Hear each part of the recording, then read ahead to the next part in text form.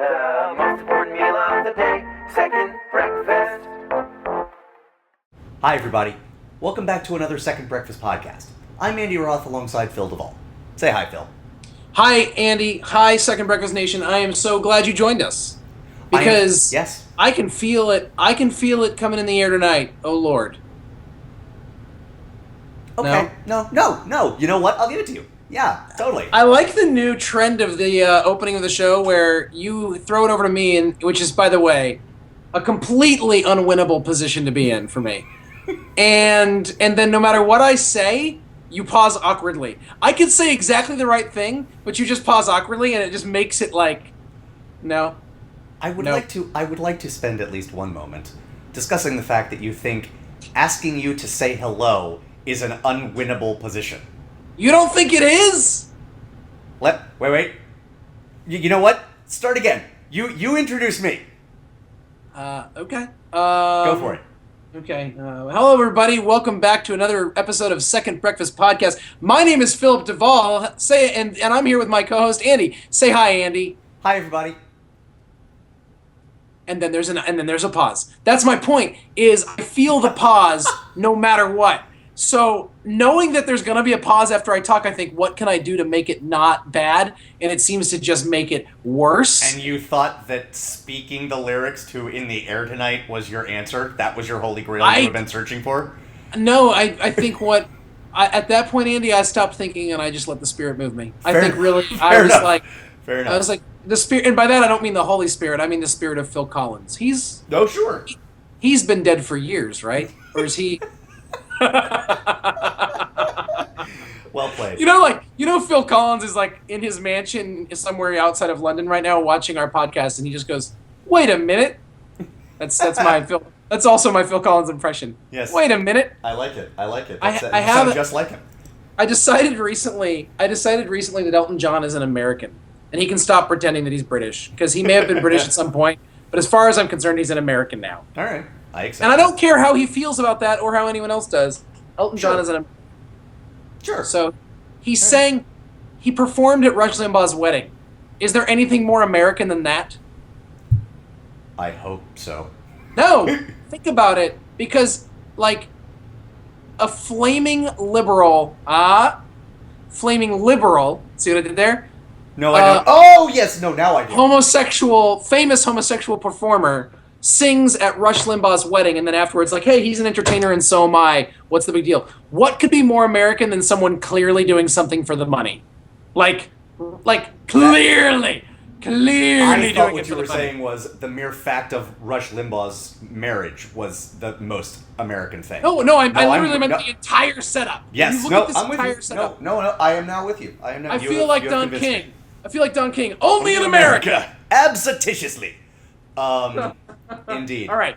Today's a special day, and I don't want to delay us any further. So why don't we tell everybody what's on board, what's on deck? Well, first, one of these days, Phil, I'm just gonna. I'm not planning for this to happen, but I'm gonna skip lunch or something, and when it comes time for dinner, I'm just gonna take down an entire rotisserie chicken from Costco, like an entire. I'm moving in that direction, like bones optional. Well, you are moving in that direction, and I want to say something about that. Andy, I've been meaning to tell you, yes. I have a wonderful bit of my own neurotic mentality. Okay. Which is that I resent people who look better than me, which is I resent a lot of people. And specifically, I resent people who weigh less than me. Andy Roth, I'm starting to resent you. And I hope you take that as a high compliment. I do.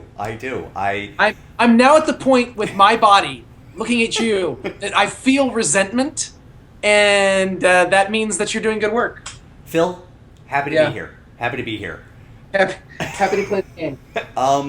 So, it is Friday, everybody, and I know you all watch this the second we post it. So, what we do here on Fridays is we tell you what's coming out this weekend, and we discuss it for a moment, and then we have a longer topic, and we finish up the day with a couple of questions from our mailbag. We're very excited about those. Yeah, totally excellent questions this week. Great mailbag. And Phil, where should they send their questions if they want to get on the mailbag goodness train? Fire I were them and I wanted to send a mailbag question off, I'd send it to secondbreakfastpodcast@gmail.com. That's secondbreakfastpodcast@gmail.com. No dots, no dashes, no numbers. Just one big string of letters. secondbreakfastpodcast@gmail.com. I love it. I love it. Every once in a while, someone will be like, Gmail, is that .com? And I'm like, really? Is that where we are? .biz. .biz. Right. Right. It's going to be .gov eventually. Just be ready for that. Right, just be ready. When it's google.gov. Yes. We're not far from that. The United Googles of America. Here it is. So, September 27th, today, coming out the big... Well, if you have kids, the big release this weekend is Cloudy with a Chance of Meatballs 2. Cloudier. I cannot wait. Are you excited? I am excited. I loved the first one unexpectedly. I have heard that from everyone I feel like I've talked to about it. I've never seen it. And then when I heard they were making a sequel, I was like, well, it's completely... I mean, I know this is dumb to say about a cartoon for kids, but I was like, well, the sequel's completely unnecessary. Sure. And then when I saw what it was about, I was like, oh, this doesn't look good at all. And then I watched the trailer, and I laughed from beginning to end of the trailer. And it's all just really dumb food-related jokes. Okay. But they're like, at one point, they're on a boat down a river, and they're like, oh my gosh, there's a leak on the boat. And then it turns over, and there's like an L-E-E-K, a leak.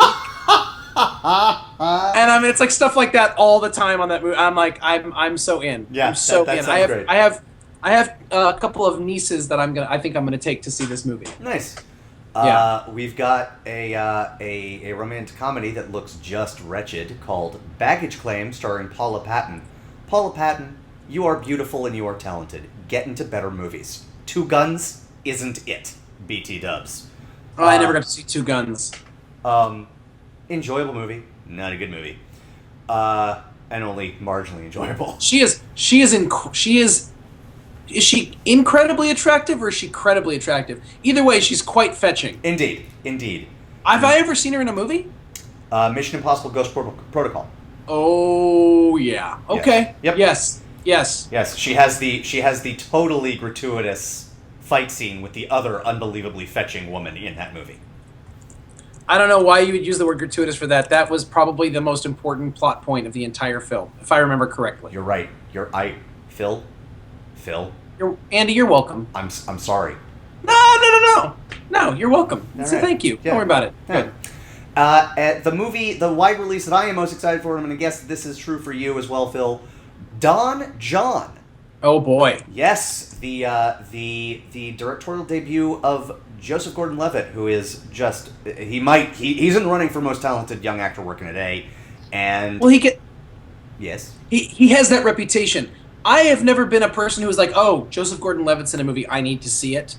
Okay, I've never been that guy. Okay. That being said, I've never been like, oh, whatever, I don't care. I just right. I'm like I am basically on the record as not caring about Brad Pitt, which makes it seem like I hate Brad Pitt because right. he's been so forced into our conscience as a culture. Like he's so ubiquitous that it's like to not care about Brad Pitt on some level is like a negative about Brad Pitt. Right. Absence of a positive is somehow a negative. Right. Yes. And I'm not there with Joseph Gordon-Levitt. I think he's very talented. I've never been like, I got to see a movie because of him. Sure. And he has that reputation as being the most talented actor under the age of ... Right. That being said, this movie has serious potential. Yeah. But I would just want to say Scarlett Johansson. Oh yeah. Oh yes. Indeed. Scarlett Johansson. The big limited release coming out this weekend in some places, including Durham, North Carolina. I won't be seeing it. Metallica Through the Never. Oh, I thought you were seeing it. No, that was a joke. Oh, it was? Yes. I thought you were serious. No. Well, it's got your boy in it, some guy I've never heard of. By the way, I want everyone who is listening to this to pause. Nah, just wait till the show's over. But make a note. Put a pin in it. Yeah. See the trailer for Metallica Through the Never, and then try to tell me what the heck you think is going on. Right. Like, and I'm not saying it even as a negative technical. No. folks, but frankly, I'm not saying it as a positive either. it's true. So, folks, when we do our preview for the next 3 months podcast, which we do every 3 months, one of the categories that we throw movies into is what the H. What the H could, as a category, be renamed the Metallica Through the Never category. It is what is the H, and other letters too. Deeply what the H. Yes. Deeply. I have some news. This isn't indicative of this weekend, except in Durham, North Carolina. But I'm very excited because this weekend, both Enough Said and In a World are coming out in Durham. I'm very excited. They're going to be out. I cannot wait to see Enough Said. Yeah, and next weekend, October 4th, in my neck of the woods, although not the nape of my neck of the woods. It's a little farther away than that. See what I just did there? I liked it a lot. Thanks, man. Short Term 12 is coming to Winston-Salem, and that's just like a little over an hour away. Might be the best movie I've seen this year. I understand. It might be. It might not be. Phil, But it cool. might be. It's cool. You had me at it might be. Actually, you had me at when I saw the trailer for it a couple months ago. Okay. Yeah. So that's what's coming out this weekend.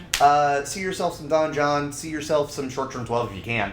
Have a kid. Have you? And then go see. Have a kid, and then go see Cloudy with a Chance of Meatballs too. I'm one of those people who I have to remember to take children to see certain movies so that I don't look like a creeper, because I totally just want to see Cloudy with a Chance of Meatballs too. Totally. So I'm just gonna have to take a kid with me so I look less creepy.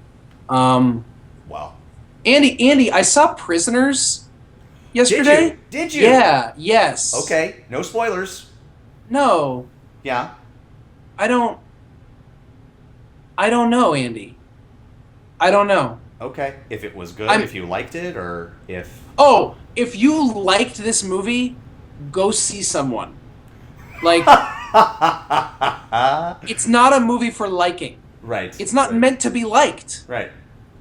Everyone in it does at the very least a serviceable job. There's not a bummer performance in it. Everyone in it is either good. Let me put it this way: all the people who have time to be great and are given the ability, the energy to be great, are great. Okay. Everybody who has less than that much time is only good, except for Viola Davis, who would be great if she was in a cameo. If it was the back of her head and she was checking out at a grocery store, she would check out better than anyone ever has, and I'd say Oscar for Best Cameo. That's how much I adore Viola Davis, and I almost wish, and it would be a completely different movie. The movie was about certain thing, but I almost wish it had been about her instead. Okay. But her performance is the third or fourth biggest performance in the movie, and it is fantastic. I don't know, Andy. I don't know. I need to think on it. Okay. I left and said, "Well, I never want to see that again." But that being said, now that I keep thinking about it, I still don't want to see it again. But I almost feel like and I almost feel like I want to see it again, only to see but not right away, like in a year. Sure. To see if everything I thought about it, if I want to process it and then see if that all made sense. Sure. This is not a stupid movie. This is not a dumb or wasteful movie. Right. This is a movie that is thoughtful, but it's flawed, in my opinion. And some things I think it's like somebody did just because, this is not a spoiler. Jake Gyllenhaal's character's name is Sergeant or Detective, I forget which, Loki. That is the one thing that actually is off-putting for me. It's like, does he have a problem with authority or is otherwise mischievous? Is that... And I feel like even if he were those things, which I didn't feel that he overwhelmingly was, even if he were, that would still be too on the nose. Indeed. Unless you watched the entire movie and the entire movie had characters that were named something important. Okay. So I don't know. This I mean, I would say watch a trailer for the movie, and then if you want to see a movie about kidnapping, weird perversions, and torture, then you let me know. Well, gosh, But, sign me but up I'll tell you, twice. but I'll tell you, it confirmed something that I already thought, What's which is, I will never live in Pennsylvania. Nice. That's fantastic. That's Had a lovely time in Philadelphia. Can't wait to go back and visit. I will never live in Pennsylvania. all right. That's fair. That's fair. That's all. That's all. Good. Moving right along. Yeah, Sorry, let's I just do it. thought. I'm digesting that because Yeah, that's a lot. I mean that's cool. That's cool. So yeah, so what are we talking about today, Phil? Oh, I am so excited. I'm flames up the side of my face, flaming burns. They were.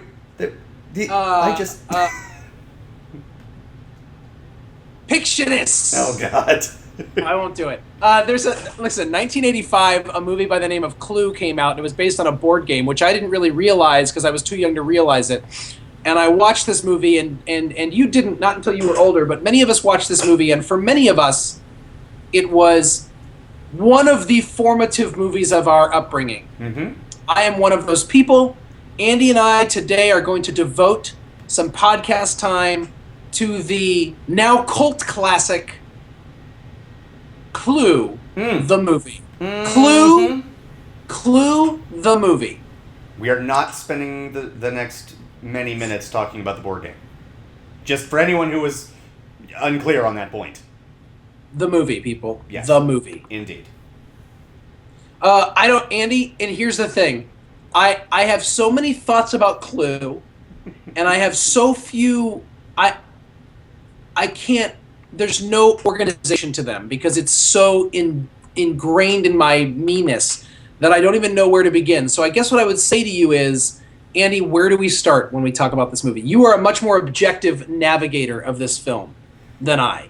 Okay, fair enough. Let us start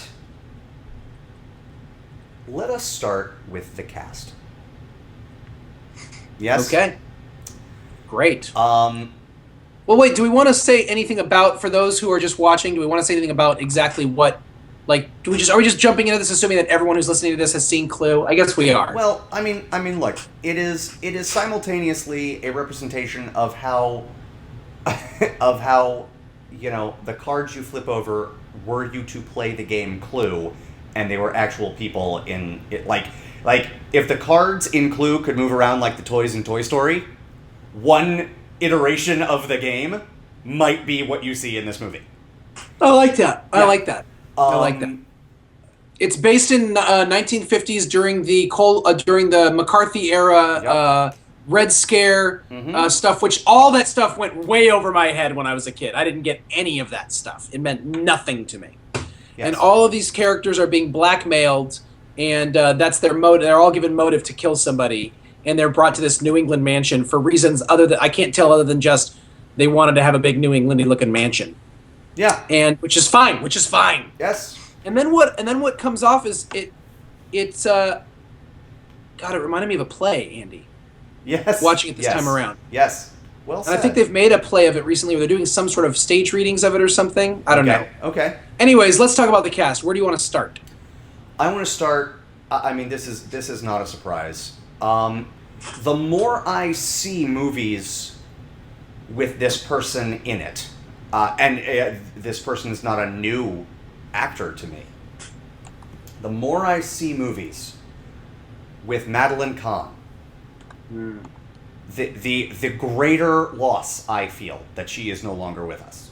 She is so wonderful. I mean, she is flames. Okay, right. Whatever the opposite of flames are. Yes. So here's the deal. Phil and I were looking, and I think I actually posted this on Second Breakfast's page. Phil and I have recently perused it's the 25th anniversary? 20th, 25th, 20-something? I mean, it doesn't really make sense. It came out in 85. It's the 28th anniversary. Oh, but I don't know. I know. So I don't know why they did this. I don't know why they did this interview now, but they did, and they basically talked to a bunch of people about it, did like a little oral history of the movie and how it's become, like what it was like shooting it and how it's become a cult classic. And something that I was stunned by, and Phil was stunned by, we just didn't expect this at all. there is 99.9% of the movie is not improvised. Right. The one line that is improvised is maybe the most famous line in the entire movie, and it is at the end when Madeline Kahn talks about why she killed the maid. Yeah. And she is trying, all she is doing is trying to convey how much she hates this woman. But she can't, and so she stutters over it, and she comes up with terrible metaphors. I hate her so much that it was flaming flames up the side of my face. Breathing, they were heaving and breathing. And then my favorite part is, and then they just interrupt her. They just turn around and start continuing the conversation like, yes. She just confessed to killing someone. And they're like, so anyways, what else? Because we're done with her. But it's amazing. I think the reason it's amazing is when you look at this cast, and then you realize that it wasn't improvised at all. It's got Martin Mull, Michael McKean, which a lot of people know now from the Harry Shearer comedy troupe that does all of the improv movies. Yes. You know, I mean, he's from Spinal Tap. I mean, we know him from Lenny and Squiggy growing up, but I mean, he's from Spinal Tap and Best in Show. Oh man, Destiny has two mommies. And Rhapsody. Rhapsody has two mommies. And all those movies, Best in Show, and what's the other ones that they did? Anyways, Waiting for Guffman. Waiting for Guffman. Was he Waiting for Guffman? I don't know. I just assume he was. That one has a surprisingly low percentage of those actors. This was the movie that introduced me to Tim Curry. Tim Curry. Introduced me to Tim Curry. It has Leslie Ann Warren. I mean, it's the movie that introduced me to every single person that's in it except for Madeline Kahn. Indeed. Because Young Frankenstein and Blazing Saddles introduced me to her. Yes. But Tim Curry, Michael McKean, Martin Mull, Madeline Kahn, Leslie Ann Warren, and, oh gosh, she just died. What's her name? She's amazing. Eileen Brennan is just... Hers was the performance that got me the most this time around. Where she is trying to keep up the conversation, slayed me. Well, I don't know. My thing that's always been funny is when she gets really upset and she's wearing this like feathery head thing, and it falls over to the side, and she keeps trying to talk, and it's like flapping up and down. Yes. And then the French maid, Colleen something. Camp. She's special in this movie. It's true. Okay, so what do we want to say about this? So real quick about Eileen Brennan, have you seen the movie Private Benjamin? You know, I actually saw it when I was so young that to say that I've seen it would be a lie because I don't remember almost anything. Yeah, it's been a very long time since I've seen it myself. She is every bit as amazing in a more comedic performance as Arlie Ermey is in Full Metal Jacket. Well, I believe she was either nominated or actually won the Academy Award for Best Supporting. I can't remember if she won, but you're absolutely right. Right. Yeah. You know, this was the first time I watched it. I hadn't watched it in Clue. Honestly, Andy, there's a chance I hadn't watched it in 15 years. Sure. I mean, there's a really good chance. That being said, I watched it so many times when I was a kid that when I was watching it this time, I had every single moment, not just lines, moments. Like, I was like, oh, yeah, moment, oh, yeah, like, memorized. Like, I just have this movie. It's it's a blueprint for me. Like, this movie is, it's like, okay, if I was trying to describe to you how my sense of humor developed, in terms of movies, I would have to say Young Frankenstein, Blazing Saddles, Airplane, Clue would be in that list. It would be like that high up. Nice. It came out when I was 7. I mean, it came out when I was 5 or 6, but then I saw it probably when I was 7 or 8. And that was right around the time when it was just like, you know, it just completely and utterly defined my whole first memories of comedy. You know why A, I can totally believe that, and B, why I just love it. Because even though that does not make that particular list, Clue does not make that particular list for me, just because I didn't see it in time. Right. Something that holds all of those movies together, and I believe I am not overstating it when I say every single one of those is a classic. Right. And for me, so you have Clue, and the movie that I would include there that you wouldn't would be National Lampoon's Animal House. Yeah, right. Because I didn't see that till college. Sure. I think that's true for Clue for me as well. They are all movies with comedy that the youngest people in a family can enjoy. Yes. And if that young person sees it and laughs at those things, and they will, because they're funny, they're not just infantile, it's not just infantile humor, it's infantile humor done well. As that person grows, they can find more things funny. Well, the whole subplot, it's not that funny of a subplot, but the whole subplot of the Red Scare, like I said, I didn't get it. I didn't even know what McCarthyism was. Yes. So it didn't really make sense to me. I remember not really understanding. Like, I understood why Professor Plum was being blackmailed. Right. Because he slept with someone he shouldn't have slept with. Right. Like, that made sense to me. Right. But someone selling secrets didn't mean anything to me. Right. Or why somebody who said he was gay, would lose his job. Not because he's gay, but because he's gay in the government. You know what I mean? Because that's a good point. I hadn't thought about that. Right? Yeah. I mean, I remember just being like, okay, wait, so he's a homosexual, you can lose your job for that? Like, huh? Right. Oh, I mean, there's that too. There's that too. I assumed so, but I was like, not because I was some open-minded kid, mind you. I wasn't. But just because I was like, I don't, what, huh? Right. But, but that movie's great because there are the jokes that I just thought were really funny as a kid, and so much of it is just, I mean, Tim Curry's physical comedy in that movie, and when he just takes over the last 10 minutes of the film, that's exactly what he just takes over. He just takes over. He's like, okay, this is my movie now, and I'm going to physically manhandle everybody, and I'm going to just be hilarious doing it. And he manages to be, at the same time, cocky and arrogant and strangely vulnerable and naive and low self-esteem all at the same time. It's a very strange. Yes. It's a very, very strange, fantastic comic performance. Agreed. What he does to poor Michael McKean over and over again. So that was one of the first things I ever really laughed at in that movie was, will you stop doing that? And he goes, no. Like the way he said, no. Like, I've had him saying no in my head for 25 years now. No. Awesome. Like, just such contempt. Yes. Will you stop doing that? No. And then him counting, for some reason, 1 + 2 + 2 + 1, 1 + 2 + 1 + 1. Even if that for some reason, that made me laugh so hard. Right. Yes. Like, that whole thing, just everything he did. I can't, there was a time, if you, like, within a 3-year span, I saw that and Legend. Nice. And It on television. I think It might have been the thing that introduced me to Tim Curry. So that was weird. Maybe like a year later, Rocky Horror Picture Show. Rocky Horror Picture Show came out on video in 1990, which means I was 11 and had no business watching Rocky Horror Picture Show. No business watching it. Yeah. Because I rented it when it came out because it was such a big deal, and I wanted to see something that was a big deal. Yeah. And my parents had zero say in what I was doing, apparently. Not apparently. That totally was the case. I was like, I think this is evidence that it's not just a parent.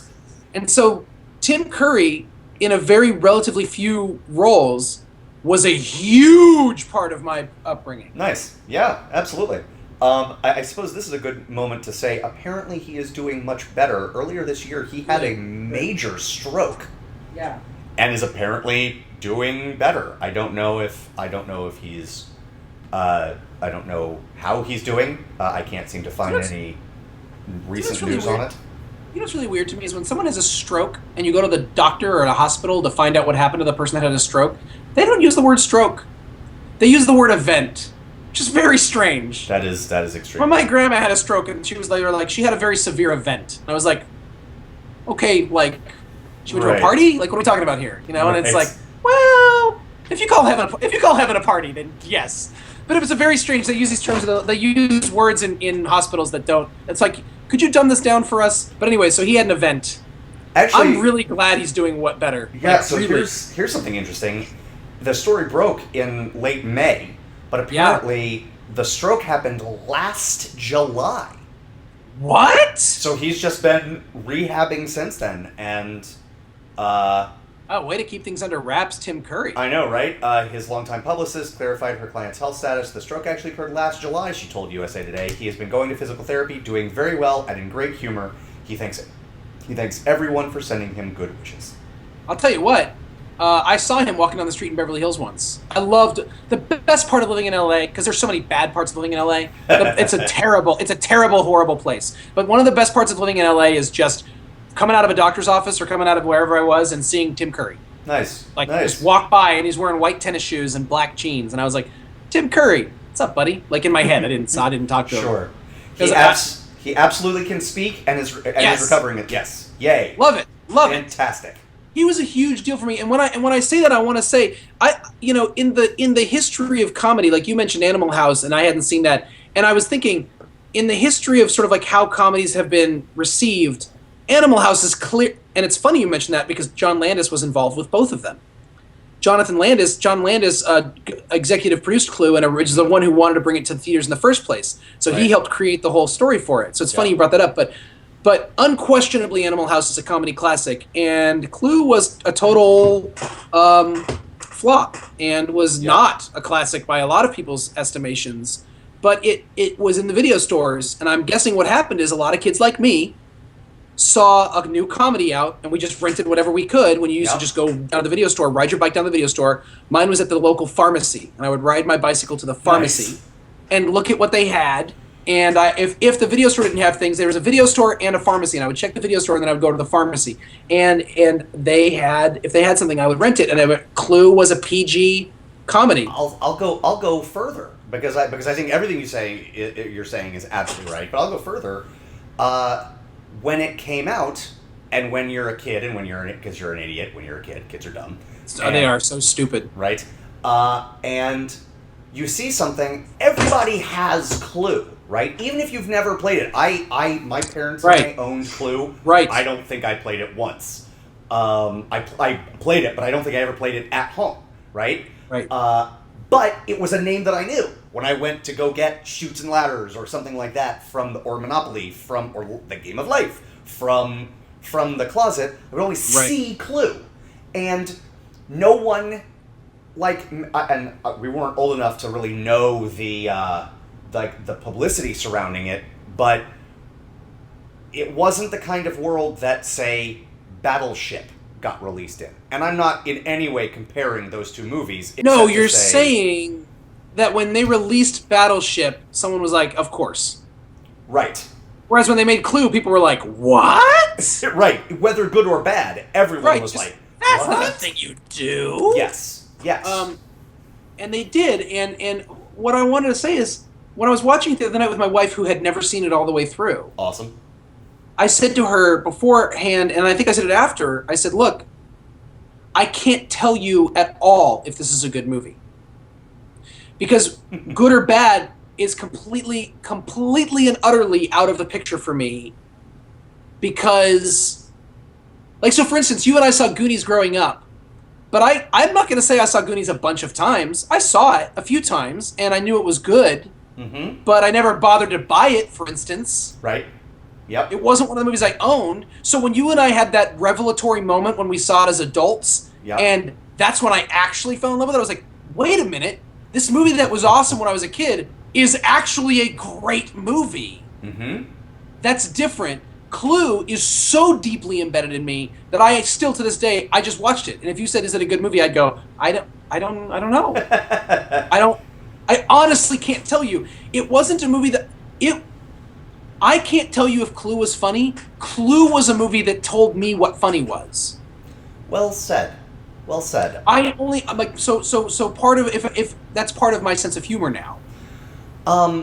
If I can offer this metaphor from someone, or analogy, I suppose, from someone who loves it, but can't tell you if it's funny, but for the same reason, not quite the same reason, just because I feel like I've heard about it forever. Sure. Right? But wasn't part of my comedy upbringing, shall we say. Yeah. I know you don't love this person, but you like him fine. Clue, and I guess this is sort of speaking to, is Clue a good movie or not, although it's not definitive, because as I say, I agree with you. I don't know that I could say. It's kind of the Jimmy Fallon of movies. Because the thing that I love about Jimmy Fallon is the same thing I love about Clue, and that is, you kind of have to find adorable someone who will do literally anything just to get a smile from you. That's an interesting point of view. There is not a moment of this movie where something on the screen is not trying to make you laugh or smile. That's a very good point. And no, I mean, I think that's exactly right in terms of it is relentless. And every single moment, there are things that I noticed before that I hadn't noticed where there's just things happening in the background of every scene. Yes.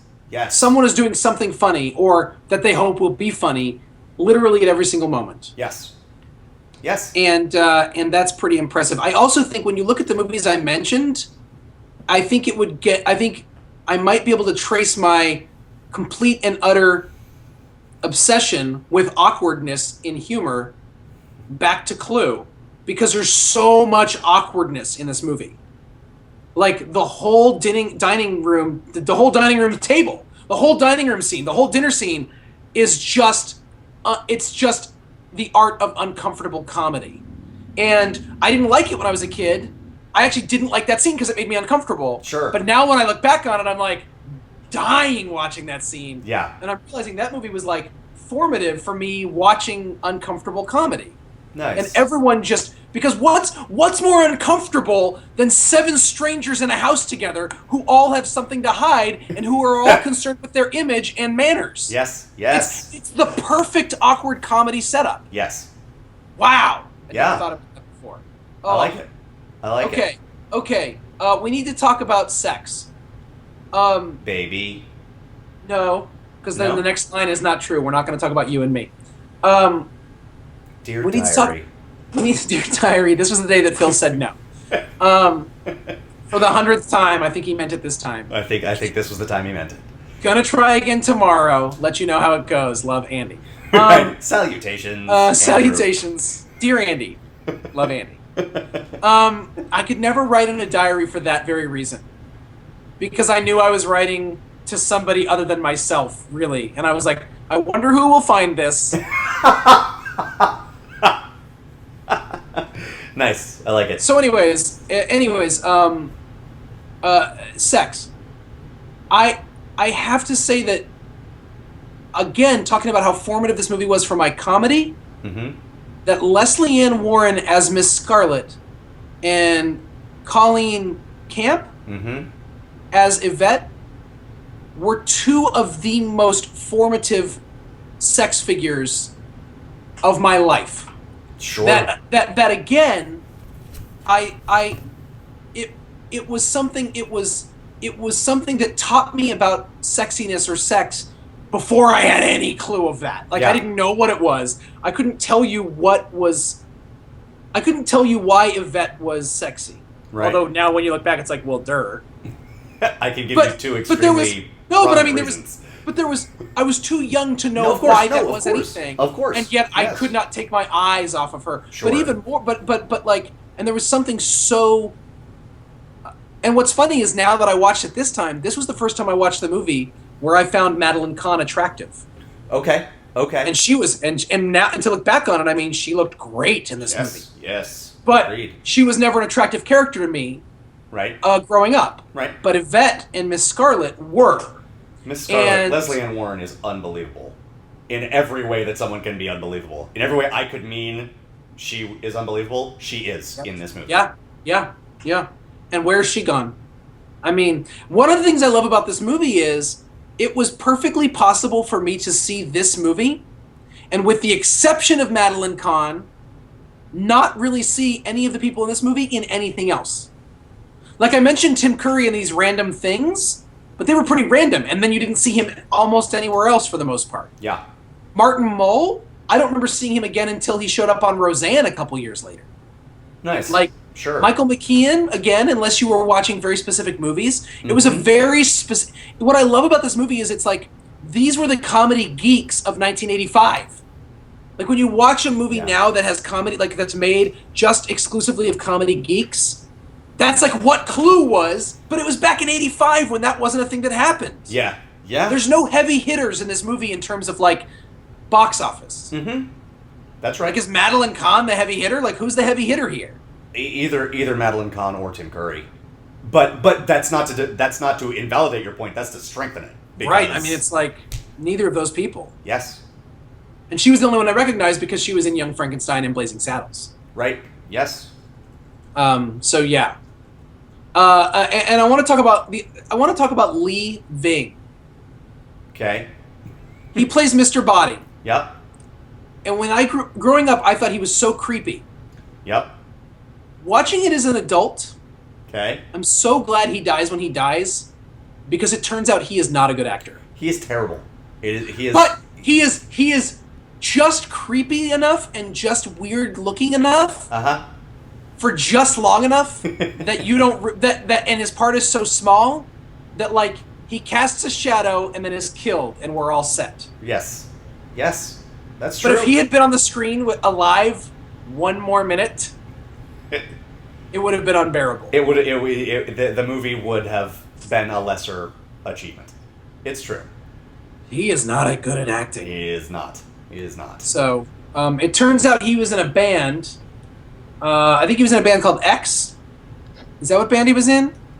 Why are you asking me this as if I'm going to know the answer to that I don't know, question? because I guess what I would say is, I tend to think that if I don't know something, you do. That between the two of us, he was in a punk band called Fear. Okay. And for some reason, according to that interview, the studios really wanted him in the movie because they thought he would be a box office draw, which is interesting because Fear was never actually a big band, I should say a popular band. Mm-hmm. But they were an important band. I don't know. Looks like he was in other movies. Looks like he was in Flashdance as well. So I don't know. I confess I can't remember him from Flashdance, but I can't really remember anything from Flashdance except for the water. You know. Yeah, you are not alone. In the words of Michael Jackson, you are not alone. I am here with you. Yeah, there you go. So enough said about Lee Ving. Fantastic name, just It's a glorious name. It's true. I remember watching the credits when I was a kid and being like, "That's his name?" Like, I was just blown away by. That's what happens when you're 7 and you're watching a movie. You're like, Yeah. "That's a name that someone can have?" Yep. So, okay, what else? What else do we want to say about this movie? Christopher Lloyd. Yeah. He was probably the biggest name. He was the only one I recognized. Him and Madeline Kahn. I recognized those two. Did this come out before or after Back to the Future? During. Okay. Because But he'd been in Taxi. yeah, I was gonna say that's not. I mean, well, you know what? If we're looking at simply TV fame, Howard Hessman, who was on WKRP in Cincinnati, and then went into the sitcom Head of the Class, which, while not standing the test of time, was a big hit. And he's the FBI agent that storms in at the end, right? Right. Oh yeah. He was. Right? He was the dad. He was head of the class. He was dad. He was Mr. Moore on Head of the Class. Yes, he was head of the class, but he was a Right, huge right. star when he was on WKRP. WKRP in Cincinnati. Yeah. You're right. Yeah. Right. So Maybe he was too big to actually be in the movie. By the way, I just Right. typed in Back to the Future on my Google machine, and not only did it say that it came out in 1985, which was the same year as Clue, but then it was like playing down the street from me at a movie theater. What? It's What? playing down the street at the movie theater. It's playing at a movie theater near my house. right now, Right today. 7:30 Awesome. tonight. I could go tonight and see it. I will be sorely disappointed in you if you don't. Well, I won't be. Go ahead and be disappointed in me, because I'm not going Okay. to see it tonight. But I might Okay. see it soon. Okay. Listen, if I was you and I didn't see it, I would be disappointed in me. Sure. There we go. Nice. Um, Well done. Christopher Plummer, what a perv, and No. just No. Christopher Lloyd. Christopher Lloyd. Sorry, Christopher Plummer. You were a perv in Dragnet, the movie. Well salvaged. Another bad movie, or another movie that did not do well that was very important to my upbringing. Tom Hanks in that movie was but Christopher Plummer was just the most creepy guy in that movie. Agreed. Christopher Lloyd is just a creepo pervo in this movie, but done in such a glorious way. Martin Mull. I think Martin Mull might be like I don't know. Martin Mull's performance. You know who's my favorite in this movie? Who? Everybody. It's true. I love everybody. Martin Mull shaking the wrench, going, "There is safety in numbers, my dear," and then looking at the wrench in his hand and like trying to, and then stopping it from rattling. Like, I don't know why, but that's hilarious to me. Or like him being like, you don't need to try to make me look stupid. And he's like, "No, you're doing a good enough job of that by yourself." And Martin Mull's like, "Right." Yes, it's amazing. Everything. I recently, a friend of mine recently used the phrase to describe his wife, and it's not the first time I heard it, but I love it. He said, "I have outkicked my coverage," and something that makes me happy when people that I like outkick their coverage. And Michael McKean, since 1999, has been married to Annette O'Toole, and Michael McKean is not an unattractive man, but anyone who lands Annette O'Toole is outkicking their coverage. Are you looking up Annette O'Toole? Gosh. Do you not know who Annette O'Toole is? Oh my god! Now that I see the picture, I absolutely know who she is. Yes. What's amazing about that is she's 61. I can't even deal with it. She's glorious. I know. If I was single, I would date her in a heartbeat. I know. And you'd be like, "Phil, she's 61," and I'd be like, "I don't hear you." Great. I can't hear you over how amazing she is. I know. Sorry. Yes. Glorious woman. What a glorious woman. And so when the last line of the movie comes, Great.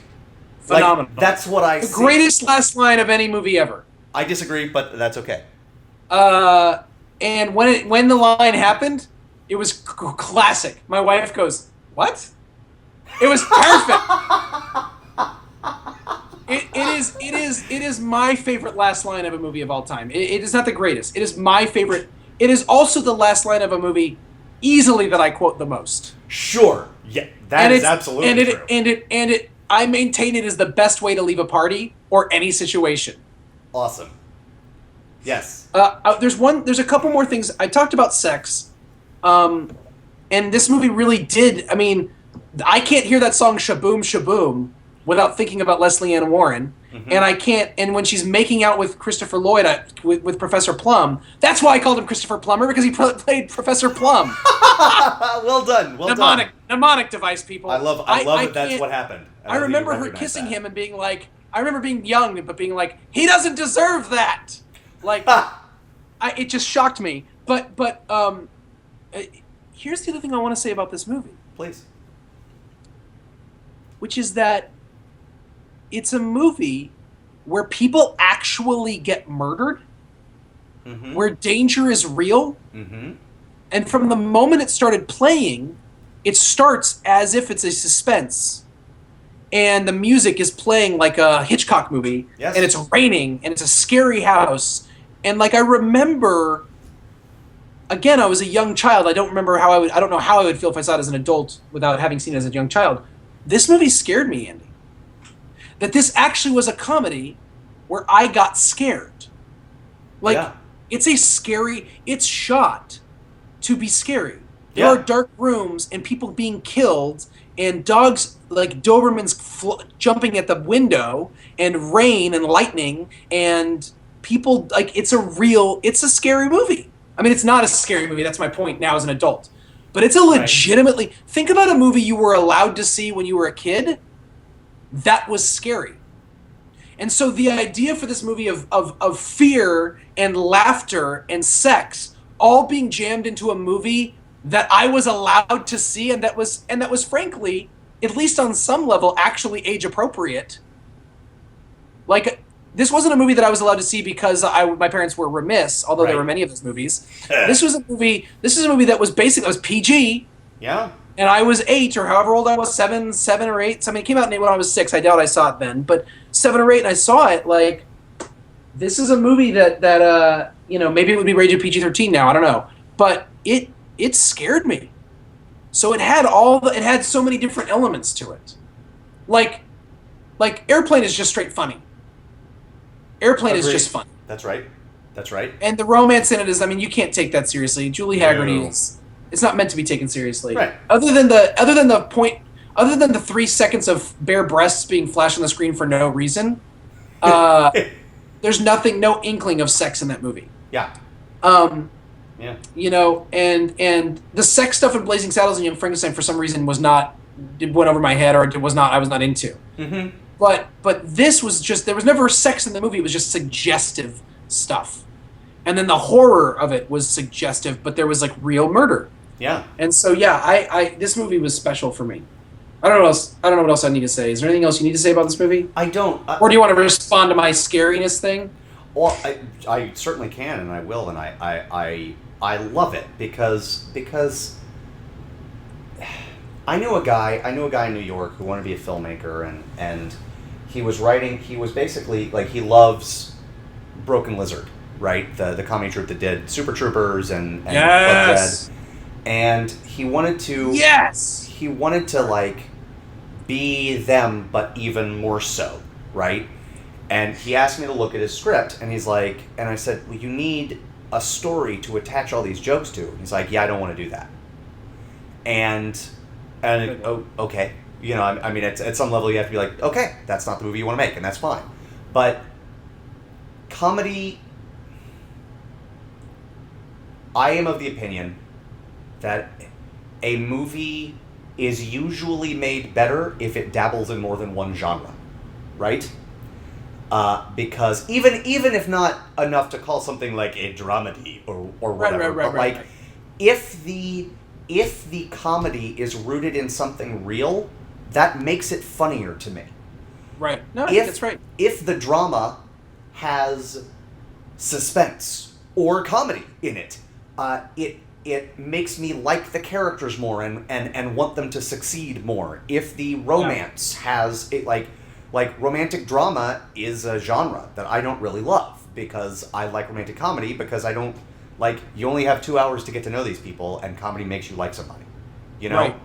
And so while I would call Clue nothing but a comedy, the fact that it uses tropes from horror or suspense movies works in the same way that comedy lightens and fills out and makes more three-dimensional a drama. Does that make sense? Makes perfect sense. It really does. Well said. I don't have anything to add to that. I think that makes a lot of sense. You know, Paul Feig or Feig? Paul Feig? I don't know. It should be Creator. Feig, but I feel like it's not. So Creator of Freaks and Geeks, by the way. Actual creator of Freaks and Geeks. Director of Bridesmaids and director of The Heat. I read in multiple interviews about The Heat that he was like, it's really great to have a comedy that where something's actually at stake. yeah. And yes. you feel like in his movies, in Freaks and Geeks, in Bridesmaids, in The Heat, and also he's directed a lot of Nurse Jackie's and some of the Office episodes, that things are at stake. Mm-hmm. Yes. And here it's life, and I dig that. I think that's really cool. Agreed. This movie was a flop partially because we need to mention that this movie had 3 different endings, and I saw it on video.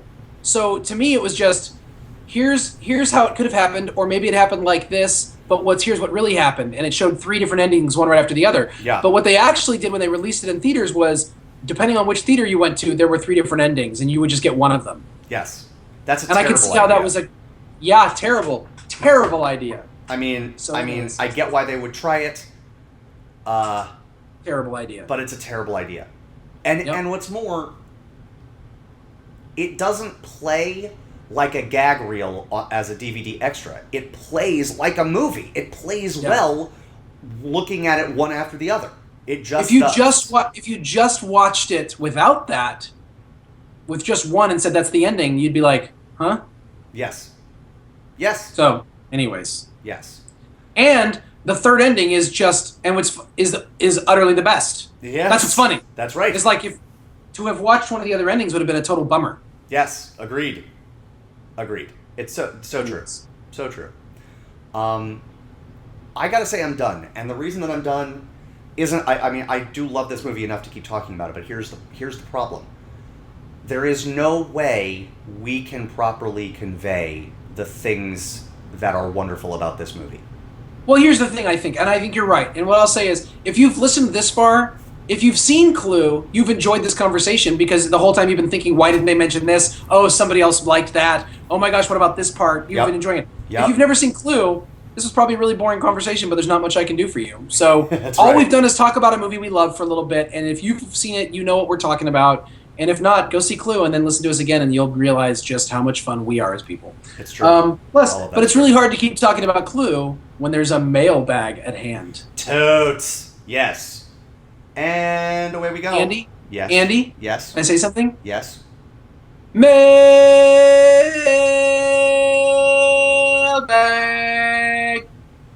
Good. I'm glad you're not waiting for me to direct you anymore. That's fantastic. I thought I was, wasn't I? Maybe I'm not maybe my video's out of sync with you, but yes. I hope that's. I was trying to, so I. It's all good. It's all good. So, folks, it is one last time, Phil. Where do people send their mailbag questions? Second Breakfast Podcast at gmail.com. That's true. Second Breakfast Podcast at gmail.com. No dots, no dashes, no numbers, just one whole jumble of letters. Second Breakfast Podcast at gmail.com. Thank you for giving it to us once. So, we have two questions today. From, first one comes from longtime friend of the podcast, Anthony. Hello, Anthony. Hi, Anthony. Nice. Have you guys seen The Man from Earth? Isn't it awesome? Wouldn't know. Nope, me neither. Never saw it. Nope. If that's not a good enough question for you guys, then what's the best low-budget film you've seen? Let's say, ready for this, folks, sub $250K budget. That's a tiny number, Andy. It's true, but I have I'll go ahead and say it, two of maybe my favorite movies of all time. I bet I have the same two, and I will add a third one, which is not one of my favorites, but I will say that it needs to be two more that need to be mentioned. Okay, I am almost positive we don't have the same two. We might have I think we have the same one. But I know. Okay, so can I do some guesswork? Yes. Can I guess yours? Is that okay? Of course it is. So first of all, honorable mentions. Yes. Neither of us picked them. Sure. But honorable mentions go to Clerks. Yes. Which is not one of my favorite movies, even a little bit. Sure. But was made for $27,000. Yes. Yes. Although it's post-production budget with they just poured a bunch of money into its release, but its actual budget was $27,000. Right. And sparked off a career that was one of the more important careers of our teenage years and college years. Even though I'm not a huge fan of his stuff overall, like Kevin Smith is someone to be reckoned with, and is an important voice. Oh gosh, ready for this? I'm going to say it. It's going to sound so pretentious. I can't wait. He's an important voice in Generation X culture, and specifically Generation X cinematic culture. I love you so much right now. I agree. But it's true. I know. Poke through my pomposity, and you will find truth, my friend. I don't want to, because I think there's truth in your pomposity as well. Thanks, sweetie. The other one that needs to be mentioned, but is not on my list, of course, is the Blair Witch Project. Yeah. Which is, I believe, until what was that? Until Paranormal Activity came out, was the most profitable film of all time. Because Blair Witch Project made just crazy amounts of money. And I believe was made for a shoelace. Literally. Not a shoe. True. I'm not saying it was on a shoestring budget. Right. I mean, literally, one shoelace is what it cost to make this movie. It was nothing. It's true. And I think you're right about that, as long as you don't count the adult film industry, because there's a movie that I can't mention because we are a family podcast that was made for like $5,000 and made $600 million. So there's that. Really? Yes. Yes. I don't know which one this is. It is $6 million. It is the movie that Amanda Seyfried just starred as got it. Thank you. Yes. Got it. Okay. Okay. Yeah. Okay. Okay. Okay. Okay. Your two. Give me your two. I'm very excited. My guess for your two. Okay. My guess for your two is Night of the Living Dead. Give that man a Cupid doll. And Primer. Oh, Primer would be number 3. It really I haven't would seen be. it yet. I haven't seen it yet, so I can't put it on my list. I understand. Okay. So Yes. So then the other guess that I would have for you, and Night of the Living Dead is one of mine, Yep. Love it. and the other one for me is Once. The other one for you is Once. Yeah. We have the same two. How did you not think? How did you not think we would have the same two? I just didn't recall if you loved Once the way I loved it, just because I wasn't sure if you had seen it. I've only seen Love once. I know. I did it on purpose. I can't see it a second time; it would ruin the symmetry. But I've only seen Once a single time. Sure. But I have the soundtrack and listened to it, and part of the reason I've only seen it a single time is because it's one of the movies that actually kind of hit too close to home for me. Sure. Yes. I have a really hard time with movies where the guy doesn't get the girl, which is ridiculous of me, but totally true. Yeah. Yes. Me too. Yep. I just thought it was such a sweet, dear movie. Yes. And I would love to see it again. I would if it was on, I'd see it right now. It's not. In fact, I think I might even own it. Believe it or not. Nice. I think I bought it and was like I bought it like free, like used for like $5. Sure. And then was like, oh yeah, now I own this. And I can't watch it. I'm not emotionally prepared to. Right. It is. I absolutely own it, and I love it. I think Night of the Living Dead is the more important film. Agreed. I agree. And I think Once is a better movie, probably. But even that's tough to say because Night of the Living Dead is Night of the Living Dead. It's true. Folks, Night of the Living Dead, something I think Phil, have found something new to say about it was made for $114,000. $114,000, and Once was made for $160,000. Well, although when you think about it, the fact that Night of the Living Dead was made for $114,000 back in 1969 Yes. is a much more expensive movie than Once is. Oh, yeah, that's absolutely true. Now, what were you going to say about it? I apologize. Go ahead. No, it's okay. For considering the genre that it spawned, Night of the Living Dead is astonishingly thoughtful. It is not a gore fest. There is one scene where you see zombies like chowing down on human body parts, but it's in the shadows. You only see it for a second, and it's not even... it's clear what's happening, but you're not even given enough time to process it. Most of the time, it's honestly, if I had to pick a play that it was like, it's like No Exit. It's about people trapped in a house. And it is just, and frankly, like every good zombie movie, the point of it is not the zombies are the bad guys. The point is the same as the point of the play No Exit. Hell is other people. Yeah. It is. It would be fascinating to think of this movie as a stage play. Actually. Yes. Let's do it. I don't know that it would work. I don't know that it would work. We'll put it on. We'll do it. I love it. I love that we had the same two. Big fan. Huge. I really assumed one of yours would be Primer.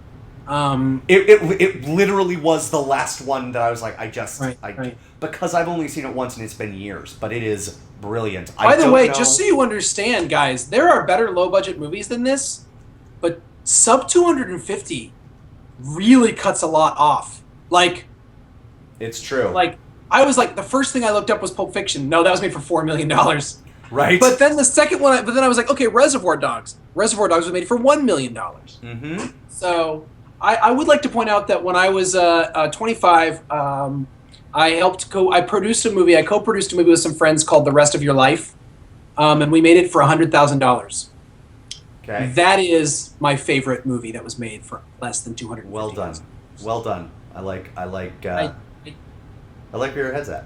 I dare you to find it. So I do want to talk about Primer for a second before we move on to the second question. Please. Because the guy Shane Carruth, who was the star of it and writer-director of it, he came out with a movie, his follow-up this year. Primer came out in 2003, I think, and that was his first movie, and his second movie came out this year. It was called Upstream Color. Another absolutely zero budget. I can't find what it was made for. I can't find its budget online. I would be... We haven't even gotten to Oscar season yet. I would be astonished if it were not on my top 10 list at the end of the year. It is absolutely brilliant, and it is clearly made without looking cheap. it is clearly made for like 57 cents and a bag of Doritos. Like, it's great. It's so good. It is just so good. So, Yeah. And the reason that I was so excited for it and frankly knew about it at all, as opposed to, oh, that's a movie that's coming out and just forgetting about it, was how good Primer was. So, right. There you go. Right. That's what I have to say about that. Next question. Well done, Andy. Thanks, man. You too. Next question. From a gentleman by the name of Lenny, who's also known as my dad. Hi, Dad. Hey, Dad. Andy's, Andy's. That's how you'll find him in the library. When I was your age, television was called books. Nice. Thank you. Your age. I'm so glad those days are over. I know, right? So, Steve McQueen was an interesting actor. He had horror movies, The Blob, police stories, Bullet, and others. Was in war stories, The Sand Pebbles and The Great Escape, westerns, Wanted Dead or Alive, which was a TV show, and The Magnificent Seven, and comedies, The Reivers. If you're looking for these in Netflix, that last one is spelled Reivers, and Bullet is not a bullet from a gun, it's a man's name, Bullitt. Which you should see. You should, totally. If you've ever ridden in a car... If you've ever been a person, you should see this movie. Indeed. And movies like The Towering Inferno, The Cincinnati Kid, and Love Stories. What movies do you think Steve McQueen will be most remembered for, and what was his gift to us as a movie star? Okay. Do you want to go, or do you want me to go? I want you to start, please. Okay. All of these movies that I've seen, I have not seen all of these movies. I don't believe I've seen The Sand Pebbles. I don't believe I've seen The Reivers. I've seen the other ones. I've only seen part of The Cincinnati Kid. All of these movies are good movies, and he is good in them. Okay? People will be watching The Great Escape and The Magnificent Seven until people are no longer watching movies. That's right. So they're not in the same genre, but they are both epic movies. And so what's funny for someone who and this goes to what his gift to us was as a movie star, we've talked recently and we've talked for a while about the difference between sort of chameleon actors and personality actors. Yeah. Steve McQueen is a personality actor. He just is. I love what you're about to say. I can feel it. And so it is my opinion that personality actors often, I won't say always, often work better in smaller movies where they can here is my personality and you're going to love me, right? It is unusual to find a personality actor that excels in epics, because epics by definition have to zoom out, right? 30,000 foot view. Right. But it is impossible not to look at him when he is on the screen in The Great Escape. It is impossible not to root for him in that movie, and impossible not to root for him in The Magnificent Seven. Yeah, I want to say what I hear you saying, and what I thought you were going to say. No, it's just that to have an actor who has such a strong personality and who does carry movies the way he does, for him to be able to fit into an ensemble, is amazing. It's wonderful. It is. He might be the best part of that ensemble, but not in a way that is in any way detrimental to any of the other characters, or distracting, or anything. Nope. I'm glad you said that. I totally agree with you, but I just didn't think of it in those terms. But you're absolutely right. I almost feel like he might end up being known for. I think he ends up being known, Lenny. I think he ends up being known more for a character style, which is kind of like the loner rebel badass. Cool. Just cool. He will be known for being cool. Yes. This is a man who stole Ally McGraw in her prime from the most powerful man in Hollywood at the time, without question, the most powerful man in Hollywood, Robert Town. Robert Town. That's his name, right? No, that's not his name. Evans? Robert Evans. Robert Evans, the kid stays in the picture. Bob Evans, right? The kid stays in the picture. Bob Evans. Right. He stole Ally McGraw from Bob Evans. While Bob Evans was the most powerful movie executive in the town, Steve McQueen comes along and is like, yeah, but I'm Steve McQueen. And Ally McGraw's like, you're right. Yep. And that's that, Mattress Man. Yeah. That's that. Yes. Steve McQueen, ladies and gentlemen. A movie that I'm sorry, Dad, or anyone else who loves this movie, just isn't at all in the same league as Great Escape or Magnificent Seven, but fits this perfectly because it's an ensemble piece. The Towering Inferno. The Towering Inferno is not a good movie. When you've got the didn't it get nominated for an Academy Award for Best Film? Maybe. No, I'm just asking. It might have been. Okay. It's not a good movie. It is intermittently interesting. No, sure. But if you are giving me a choice of 1970s nihilistic survival disaster movies, give me the Poseidon Adventure and Gene Hackman every single time. For those who love Towering Inferno, let me ask you, riddle me this. What is Fred Astaire doing in that movie? What's he doing? I don't mean like, why did they cast him? I mean, what's the point of his character? Gotcha. Honestly. Just... I haven't seen the movie and I'm already outraged. And it's... right, because it's Fred Astaire. What are you doing putting Fred Astaire in a useless role? Shame on you. And that one's got Paul Newman in it, too. I mean, come on. What? I want to address the second part of your dad's question. What was his gift to us as a movie star? He has defined cool for the last 60 years. There was a movie that I loved. It's not a great movie, but it's a good movie, and I love it. Called The Tao of Steve. I knew you were going to say that. Yeah. And it is about, functionally, there are other Steves that are mentioned, Steve McGarrett, chiefly from Hawaii Five-0, but it is about a man who is morbidly obese, who picks up women like Brad Pitt. Just crazy easy for him to pick up women. And the way he does it, his life, his MO, basically, his way of doing it, is by being really cool. And what he calls this is the Tao of Steve. And he calls it that because of Steve McQueen. Nice. I mean, please, I interrupted you. Please continue. You're absolutely right. No. But that's like concrete evidence that it's not like, if you've seen a Steve McQueen movie and you think to yourself, wow, he's really cool, trust me, guys, you're not the only one.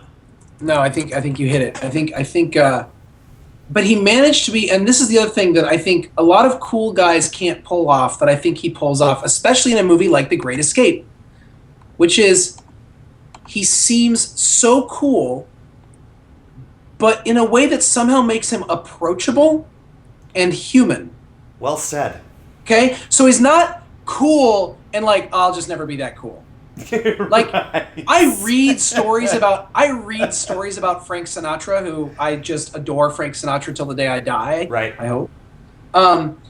And I'm just like, I'll never be that cool. Right. You're not gonna reach that. There's just, yeah. He just had a code that is amazing, and people who don't like Frank Sinatra, I feel like you just don't know enough. I actually think if you don't like Frank Sinatra, you've just been misinformed. Sure. Like, I'm sorry, you were just misinformed. Sure. Frank Sinatra, but when you hear the stories of Frank Sinatra, you just go, I can't be that guy. Yeah. Yes. And maybe that's true about Steve McQueen. Well, but it isn't, because Steve McQueen died young. Like, yeah. He died. He was vulnerable. He was vulnerable to cancer. Frank Sinatra couldn't even get cancer right. He had to live to be like 85. Like, he could do... Frank Sinatra would wear a toupee, except when he didn't feel like it. Yeah. And then be like, yeah, it's a toupee. Whatever. What? Like, Steve McQueen...